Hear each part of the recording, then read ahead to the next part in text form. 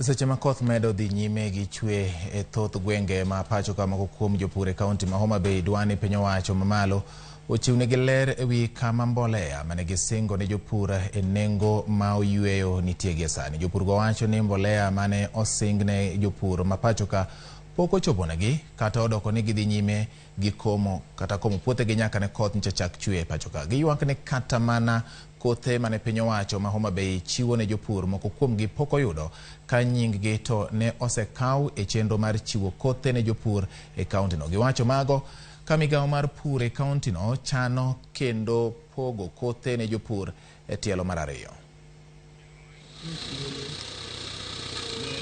Wasepuro, waseikore mondo walos kothewa mondo konynwa nyithindo.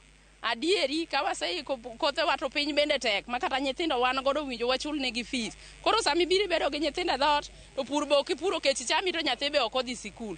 Dwa timre nade sirikal mondo konywa okelnwa kothe mondo walosi mondo wayud kaka wakonyorego. Nyiche ondiko kothe mani mondo kelna mar mbolea to sani koro wakomo nono cham ok dhi bedo maber. Koro oging'iswa ni to wadwa timo nang'o nikech asebedo gi chandruok higa ka higa pile nyithindo ke chamo kodhi ma wigi yot mondo gikonywago.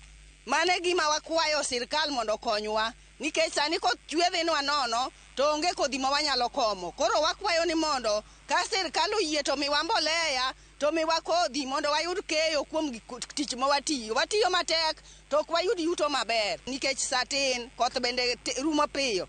Koro wakwa sirikal ni mondo konywa kaka ne giwachonwa. Nikech kata lot ma wapidho sani ma nyalo miyowa pesa gigo nyumore idaso gi mane pi. Koro onge kaka wanyalo timo kodhi ge ma kobiro to wanyalo